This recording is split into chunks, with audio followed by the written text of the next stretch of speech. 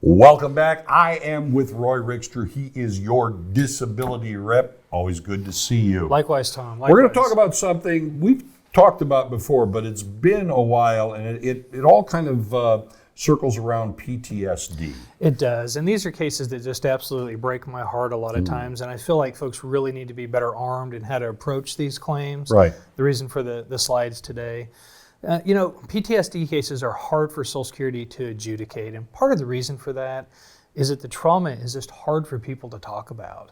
Right. Right. Folks want to forget. They want to move on with their lives. Sometimes there's some guilt or shame where people feel like they've done something wrong, and it prevents that honest discussion that you need to have with your doctor about what it is that's going on. Well, I would say sometimes you don't know what is tripping you. That's I for mean, sure. it's an unknown you're working with.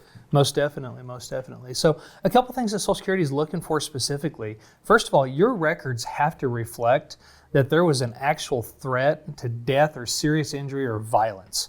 And a lot of times we'll look at PTSD cases, it'll be in there, there's some sort of childhood trauma. I'll read through thousands of pages and I don't know what it stems from. And that's a problem for Social Security. They have to confirm that you meet the diagnostic criteria, and in order to do so, they have to know what that trauma is. That can be awfully difficult, I would think. It can. The other thing that Social Security is looking for is that this trauma is haunting us, that it's resulting in flashbacks or nightmares, that we're changing where we go and the ways that we approach our life because we're trying to avoid reminders of that trauma, that it's affecting our mood and the way that we present to others in our social interaction. Well, also the kind of things you're saying, I think many people associate PTSD with service personnel, the military, but PTSD is in our everyday lives. It's all around us. It is. And one of the things that comes out of a PTSD diagnosis, a lot of times people have a really heightened awareness or a startle response. They get preoccupied with trying to keep themselves safe, and it interferes with their ability to absorb information, to interact with others. It messes with their concentration, and it can even affect the way that we present and keeping ourselves clean, handling things timely. It really, really affects the way that we try to live. And, I mean, it has to be, first of all, so difficult for the person, suffering from PTSD to nail that sort of thing down because it can come from so many different stimuli.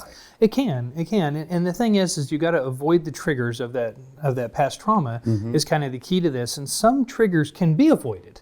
Right? Sure. Others can't. And so I give an example here of zoo versus alarms. Yeah. Had a client who used to feed the elephants at the zoo. They didn't get the elephant locked up good. She ended up crawling in the cart, the food cart. Yeah, okay. And the elephant tried to bust the cart open. It kicked her around the enclosure. It stomped on the cart.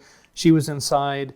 Horrible event, but pretty easy to avoid the zoo, pretty easy to avoid elephants to keep it from triggering your PTSD. Sure. The folks in Joplin after the tornado, we got alarms, storm alerts, ambulances, fire trucks, things that we can't hide from, things we're going to encounter. And even when you talk about the zoo, yes, you can avoid going to the zoo, you can avoid elephants, but you can't avoid the noise of maybe a dumpster slamming shut. Most definitely. That's what I mean. It's got to be awfully difficult, so you really have to go at this in a knowledgeable way. Right, and you want to make sure that Social Security understands that it's hard for you to avoid the things that are going to set off your attacks. The other thing is, what's the recovery look like?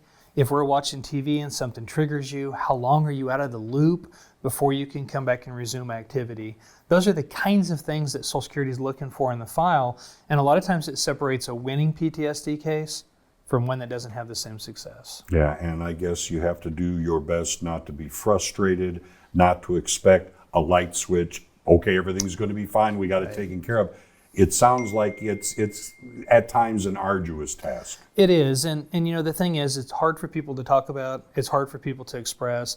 It's great to have a third party, like a representative, that can step in there and take a more objective view of this than maybe what we can. I didn't experience the trauma. It's easier for me to digest that and to present it to the court than it is for somebody who had to live that, unfortunately. A lot of advice, a lot of things to keep in mind, but I know you're here if people have questions, need some help.